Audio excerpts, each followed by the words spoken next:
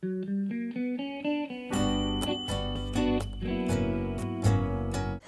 I'm having a 6-point or a 6-bite breakfast, bites or points on iTrack Bites. I'm using the classic, and I have egg whites, a couple of them I think, and then spinach. Ooh, this is the growing oatmeal from Hungry Girl. It's the carrot and raisin version, which is super, super good. And I only use like half a tablespoon of raisins, and then I cut them up to make more so that it's dispersed throughout the whole thing.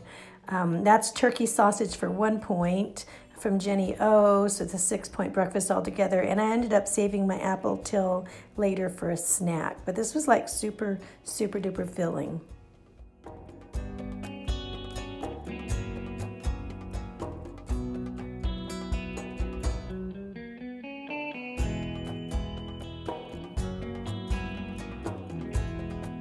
Hey everybody, it is Wednesday and I thought I would check in with you today. I am very tired this morning. I'm sorry, because I know I look it. I got about 3 hours of sleep last night. I really pulled my neck very badly yesterday, and I don't know what I did and how I did that, but it's like, you know, I think that I may need to go to a chiropractor. That's about as far as I can go on that, and that's a big improvement from yesterday, so maybe not. I mean, if I can just rest it up and try to stretch it a bit, maybe it might come back. I do need to get better very fast though, so it's this weekend. We have a trip planned to Knott's Berry Farm to take the kids to the Boysenberry Festival. We went last year and it was amazing. They have all of the boysenberry tasting booths, so every kind of food you can think of, but in boysenberry flavored form. And so I love boysenberry. My favorite thing down there is the boysenberry pie, and we always do a trip to the chicken dinner restaurant.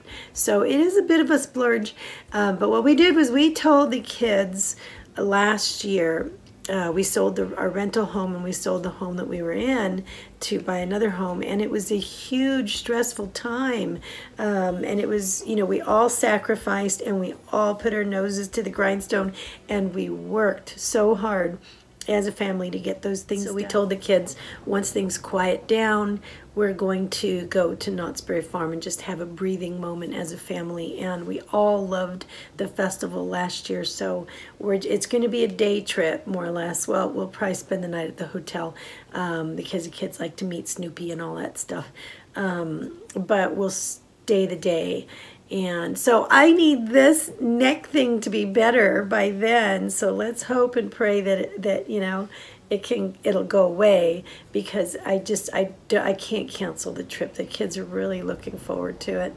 And so anyway, I'm going to feel this much guilt, 0, of eating those wonderful splurge foods on Saturday.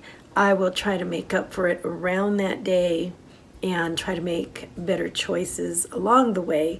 One good thing is that it's pretty much probably going to be like one splurge meal at the chicken restaurant, because for the tasting booths, we are going to have one tasting card and we're going to share it 5 ways. So you're just, you know, I'm thinking we're just going to each get a bite of whatever it is, more or less, you know, so it is going to keep the calories down. That it really helps to have more people to split things with. But we're just going to have a really good time together as a family. I think that we really enjoyed it, or we're going to enjoy it. We earned it, and we should all partake of that together. I was just telling my friend Chit Chat Paddywhack, Anita, that you know, she had a day like that that she spent with some very special people at Disneyland, and they shared a really lovely meal. And I think that, you know, that's what makes life so great, is that sometimes you have to take a moment like that, and it's okay. It's okay to celebrate certain things, right? It's cumbersome and it's very stressful to celebrate every day, but once in a while it's cool, right? You should do that. Anyway, so I think what I'm going to do now, granted, I have to apologize because I made 3 or 4 different videos and I haven't put any of them up because they're old, and I thought they were boring. And you get in those when you're a YouTube creator. It's like you get to that point where you're like, if I'm bored watching this, I can't imagine how other people feel. And you go through these slumps where you're like, that's just not good enough, right? And now those are all too old. I mean, I had a grocery haul. I had what I eat in a day videos. We had a real deep discussion about eating alone or not, and it's like none of those went up, and I have to apologize for that. But anyway, so then I thought this morning I just need to stop and sit with you, let you know what's been going on. So I have found out, now I ran out of sweet potatoes, and then I had to go to the store and buy some more. So in the meantime, I was switching over my carbs, and I started having like regular carbs again, like oatmeal, and as you could see, and whole grain flatbreads from Joseph and things like that, Bubby's light English muffins and stuff. And what I found was that just like I suspected, just as before, if I have those kinds of carbs, I hold on to a lot of water weight, a lot of it. And then if I have sweet potatoes that replace those, I don't get the water weight. And so since I switched back to those, I got a lot more inflammation. I've got 1.3 pounds up of water. And so I don't like that. I can feel it. I feel like I'm just like a water balloon sloshing around. But it is what happens to me when I have those kinds of carbs and when I have salt. I also had a serving of Bugles day before yesterday, and it's just, I just can't handle salt, So between those two things, I really need to go back to sweet potatoes. But one of my wonderful viewers, Inez, and I hope I pronounced your name right. My mother's name is Inez, but she spells it differently. She told me about sweet potatoes being in the news lately, and how there could be heavy metals in sweet potatoes, or a high amount of heavy metals in sweet potatoes, because you probably have it in a lot of vegetables. Now I did look into that a little bit. I'm not done researching that because I'm not satisfied yet with my research, but it has to do, the heavy metals has to do with the type of manure that they use. It's kind of like a sewage manure that they use for growing sweet potatoes. That bothers me, first of all, but and you can't say, well, I'm going to go buy some organic sweet potatoes, because that's across the board. That's organic or non-organic. So it's not like you can escape that. But I'm doing more research to find out, okay, what is the like a considered, at what point do you consider it to be a high dosage of heavy metal?